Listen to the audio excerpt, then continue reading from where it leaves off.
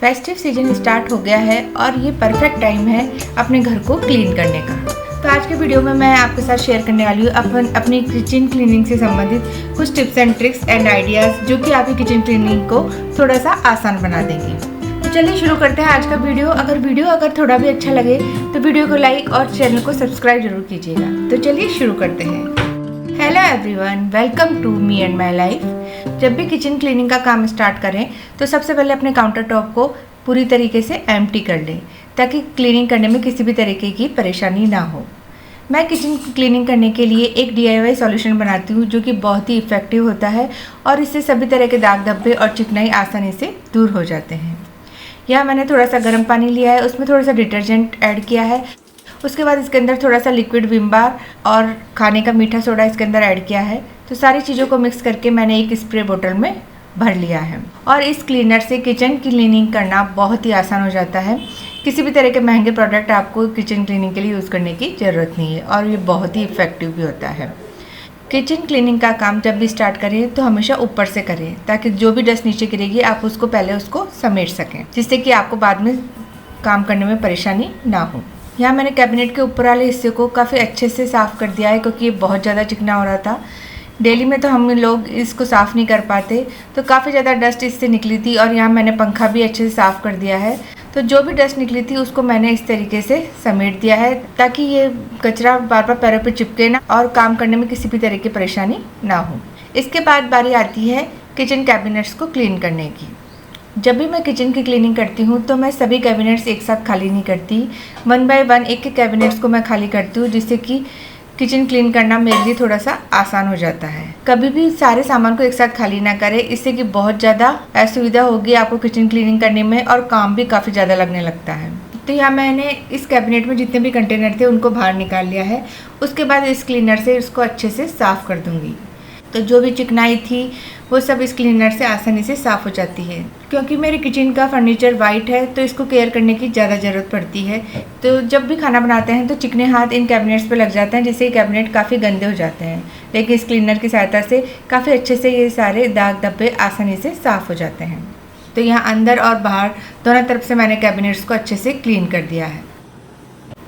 इसके बाद बारी आती है चिमनी के ऊपर वाले हिस्से की।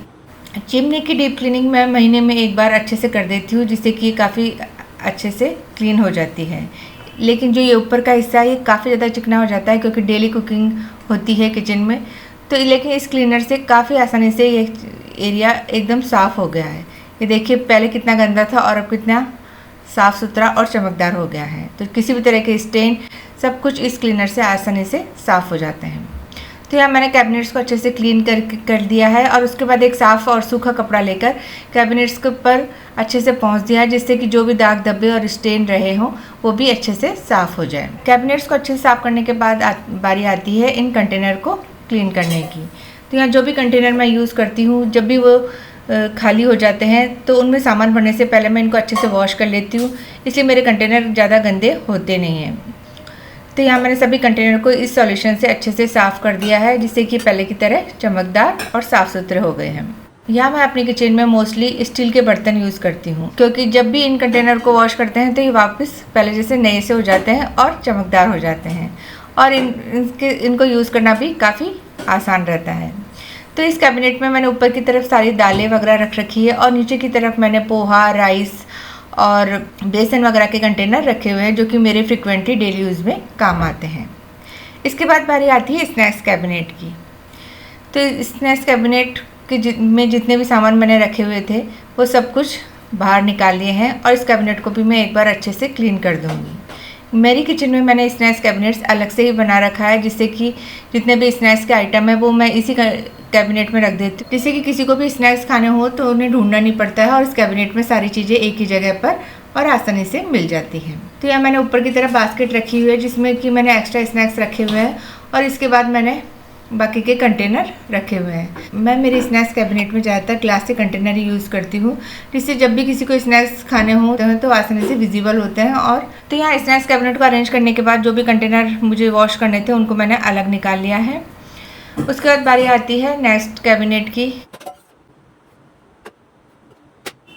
चिमनी के आसपास वाले कैबिनेट हैं जो कि बहुत ज़्यादा चिकने हो जाते हैं, तो इनको मैंने इस सॉल्यूशन से काफ़ी अच्छे से क्लीन कर लिया है। उसके बाद बारी आती है सभी कंटेनर को अरेंज करने की। तो यहाँ मैंने सभी कंटेनर्स अरेंज कर दिए हैं। तो यहाँ मैंने ऊपर की तरफ सारे मसाले के कंटेनर रखे हैं और तो नीचे की तरफ जितने भी ब्रेकफास्ट आइटम है जैसे वर्मिसेली है, पास्ता है, रखे हैं। और सबसे नीचे वाली शेल्फ में मैंने मेरे अचार के कंटेनर, चाय चीनी के जो एक्स्ट्रा कंटेनर होते हैं वो मैंने इसमें रखे हुए हैं। इस तरीके से इस कैबिनेट को भी मैंने अच्छे से अरेंज कर दिया है। और अब बारी आती है इस कॉर्नर कैबिनेट की। इस कैबिनेट में मैं उन कंटेनर को रखती हूँ जो कि ओकेजनली काम आते हैं। तो यहाँ मैंने कुछ खाली टिफिन्स वगैरह रखे हुए हैं, चॉपर वगैरह रखे हुए हैं।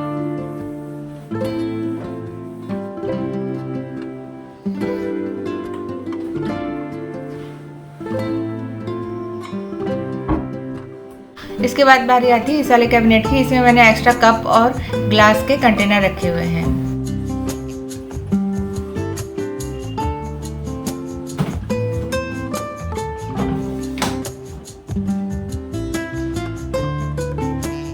और ये है ओपन शेल्फ जो कि बहुत ज़्यादा गंदी हो जाती है, तो इसको तो मैं हर 10 दिन 15 दिन में साफ़ करती ही रहती हूँ।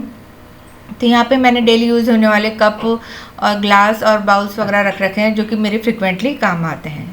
तो बस इन सबको भी मैंने अच्छे से क्लीन करके रख दिया है। बाद बारी आती है काउंटर टॉप को और टाइल्स वगैरह को क्लीन करने की। तो वो भी मैं इसी सॉल्यूशन से साफ़ करूँगी और काफ़ी अच्छे से साफ़ हो जाती है। तो जो जो चीज़ें वॉश करने की थी वो मैंने अलग कर ली है और उसके बाद मैं सारी टाइल्स और गैस स्टोव वगैरह अच्छे से साफ़ कर लूँगी। तो गैस के सामने वाली जो स्पेस होती है उस पर काफ़ी ज़्यादा दाग धब्बे लग जाते हैं कुकिंग करते वक्त, तो इसको मैंने काफ़ी अच्छे से साफ़ कर लिया है। वैसे तो हम लोग डेली में रोज़ ही साफ़ करते हैं। तो बस यहाँ मैंने सारी टाइल्स को अच्छे से इस लिक्विड सॉल्यूशन से साफ़ कर दिया है और टाइल्स एकदम चमक गई है। और गैस स्टोव और काउंटर टॉप को भी मैंने इससे अच्छे से क्लीन कर दिया है। तो अब बारी आती है इन कंटेनर्स को क्लीन करने की। तो यहाँ पे जो भी मैं काउंटर टॉप पर कंटेनर रखती हूँ उनको मैंने अच्छे से क्लीन कर दिया है। इसके अलावा जो भी मैंने ग्लास के जार वगैरह निकाले थे स्नैक्स कैबिनेट्स में उनको भी मैंने अच्छे से क्लीन करके रख दिया है।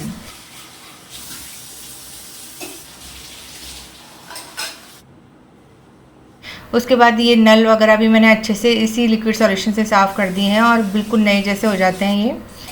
इसके बाद यहाँ मैंने एक विम बार के लिए एक अलग से ऑर्गेनाइज़र लगा रखा है, तो उसको भी मैंने अच्छे से क्लीन कर दिया है। तो सारी चीज़ें क्लीन होने के बाद अब बारी आती है सिंक को साफ़ करने की। वैसे तो सिंक हम लोग डेली में ही साफ़ करते हैं, वीक में एक बार या 15 दिन में एक बार अगर इस तरीके से साफ़ करें तो बिल्कुल साफ़ सुथरा और चमकदार हो जाता है। तो इसको साफ़ करने के लिए मैंने थोड़ा सा डिटर्जेंट लिया है, थोड़ा सा लिक्विड सॉल्यूशन। एक बार हम नींबू के छिलके से इसको अच्छे से रगड़ देंगे और उसके बाद साफ़ पानी से धो लेंगे तो सिंक एकदम साफ़ सुथरा और नया जैसा हो जाता है। तो यहाँ ऊपर के कैबिनेट्स और किचन काउंटर टॉप अच्छे से क्लीन हो गए हैं और अब बारी आती है नीचे के कैबिनेट्स को क्लीन करने की।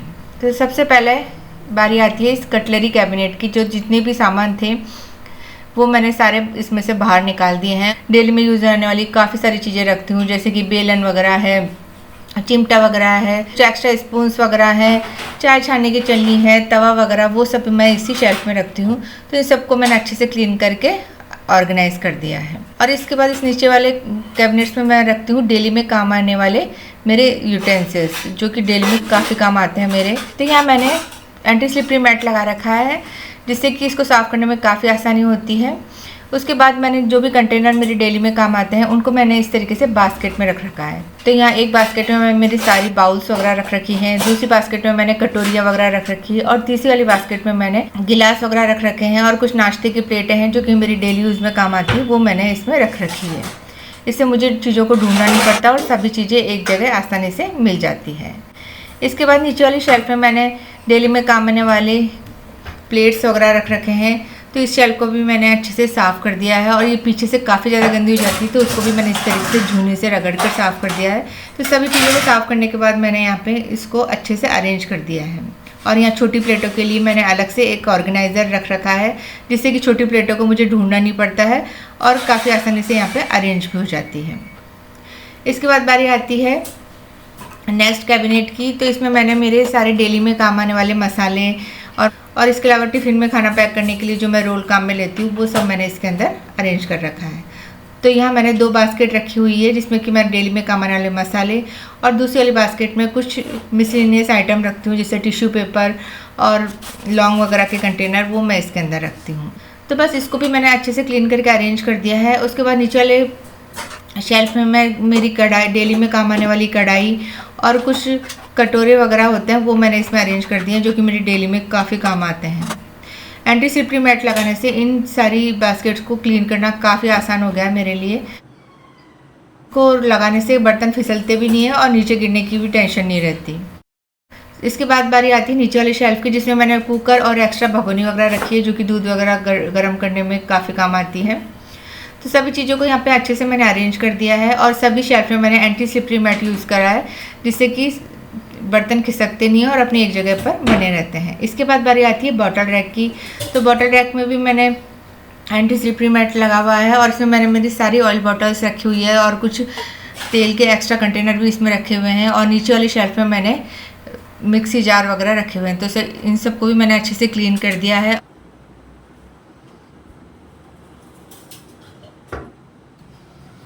और ये कॉर्नर कैबिनेट है जिसमें मैंने सारे बड़े बर्तन रखे हुए हैं, जैसे मेरे आटे का कंटेनर है और चीनी का कंटेनर है। इसके अलावा 2 कार्टून रखे हुए हैं जिनमें मैंने एक्स्ट्रा एम्प्टी कंटेनर रखे हुए हैं, जो कि ऑकेजनली काम आ जाते हैं। इसके अलावा मेरा इडली पॉट भी इसमें रखा हुआ है। इसके बाद बारी आती है इस वाली शेल्फ की, जिसमें मैंने 2 बास्केट रखी हुई है। एक बास्केट में मैंने कुछ एक्स्ट्रा सप्लाई रखी हुई है किचन की, जिसमें कि डस्टबिन बैग आ जाता है, और इसके अलावा जो विम बार वगैरह है, विम लिक्विड के जो पाउचेज हैं वो मैं इसके अंदर रखती हूँ। कुछ मैच बॉक्स के डिब्बे वगैरह वो मैं इसमें रख देती हूँ। इसके अलावा दूसरी वाली बास्केट में मैंने जो मिक्सी के एक्स्ट्रा कंटेनर है, जो कि कभी घी निकालने में या जूस वगैरह बनाने के काम आते हैं, वो मैंने इसमें अरेंज कर रखे हैं। तो इस वाली शेल्फ को भी मैं अच्छे से साफ़ करके क्लीन कर दिया है। मैंने मेरी किचन में ज़्यादातर बास्केट का यूज़ किया है। बास्केट यूज़ करने से मुझे चीज़ों को ढूंढने में बहुत आसानी रहती है और अरेंज करना भी मेरे लिए काफ़ी आसान हो जाता है। और इसके बाद बारी आती है इस वाली कैबिनेट की, जिसमें मैंने मेरी एक्स्ट्रा ग्रॉसरी रखी हुई है। तो जब भी मुझे ग्रॉसरी लानी होती है तो मैं इन बास्केट को चेक कर लेती हूँ, जिससे कि मुझे पता रहता है कि क्या चीज़ें मेरे पास हैं और क्या मुझे लेकर आनी है। किचन में बास्केट ऑर्गेनाइजेशन काफ़ी इफ़ेक्टिव रहता है, मुझे इससे बहुत ही आसानी भी हुई है। तो यहाँ मैंने अंदर से सारी चीज़ें अच्छे से क्लीन कर दी है। उसके बाद इसी लिक्विड सॉल्यूशन से मैं इस कैबिनेट को बाहर से भी साफ़ कर दूँगी, क्योंकि कई बार खाना बनाते वक्त काफ़ी ज़्यादा चिकने हाथ इन कैबिनेट्स पे लग जाते हैं, जिससे कि ये काफ़ी गंदे और भद्दे दिखने लग जाते हैं। तो मैं मोस्टली वीक में एक बार इस सॉल्यूशन से साफ़ कर ही देती हूँ, जिससे जितनी भी चिकनाई होती है वो सभी हट जाती है। तो इस क्लीनर से मैंने सारे कैबिनेट्स अच्छे से क्लीन कर दिए हैं। तो सारी किचन अच्छे से क्लीन हो गई है। अब बारी आती है काउंटर टॉप को अरेंज करने की। तो यहाँ मैंने जो भी काउंटर टॉप के कंटेनर और बास्केट वगैरह धोई थी वो अच्छे से सूख गए थे, तो बस अब उनको अरेंज कर दूँगी। तो यहाँ कॉर्नर में मैंने मेरा स्पून वगैरह रख रखी है, उसके पास मैंने मेरा वाटर कंटेनर रखा हुआ है, और इधर मैंने मेरा टोस्टर रखा हुआ है, और इसके साथ ही मैंने एक बास्केट रखी है जिसमें कि मैं टॉफ़ीज़ वगैरह या कभी खजूर वगैरह जो भी मिसलेनियस आइटम होते हैं जो खाने के बाद खाने का मन करता है, वो मैंने यहाँ रख रखे हैं। इसके बाद यहाँ एक फ्लावर पॉट मैंने अरेंज कर रखा है। उसके बाद गैस स्टोव की दूसरी तरफ मैंने यहाँ पे एक बास्केट रखी हुई है, जिसमें चाय, चीनी और नमक के डिब्बे रखे हुए हैं, जो कि फ्रिक्वेंटली यूज़ आते हैं डेली में। इसी के पास मैंने गर्म पानी की बॉटल रखी हुई है, जो कि बहुत ही यूज़ आती है मेरे डेली में। और पास में मैंने एक फ्लावर पॉट रखा हुआ है, और एक बास्केट मैंने रखी हुई है जिसमें कुछ डेली में काम आने वाले स्नैक्स मैंने बाहर रख रखे हैं, जिससे कि बार बार कैबिनेट नहीं खोलना पड़े। तो इस तरीके से मैंने मेरे काउंटर टॉप को भी अच्छे से अरेंज कर दिया है, और यहाँ मेरी पूरी किचन काफ़ी अच्छे से क्लीन और चमकदार हो गई है। और एक साफ़ सुथरी किचन में जब काम करते हैं तो उसका मज़ा कुछ और ही होता है। तो गाइज़, आज के वीडियो में मैंने किचन क्लीनिंग से रिलेटेड सारी टिप्स एंड ट्रिक्स आपके साथ शेयर कर दी है कि किस तरीके से आप किचन की क्लीनिंग करें, जिससे कि आपका काम काफ़ी आसान हो जाए और आपको किस तरह की परेशानी भी ना हो। तो गाइज़, यही था आज का वीडियो अगर थोड़ा भी अच्छा लगे है तो वीडियो को लाइक और चैनल को सब्सक्राइब जरूर कीजिएगा, और मैं मिलती हूँ आपसे एक और नई और इंटरेस्टिंग वीडियो के साथ। Till then take care, bye bye, thank you so much for watching, bye.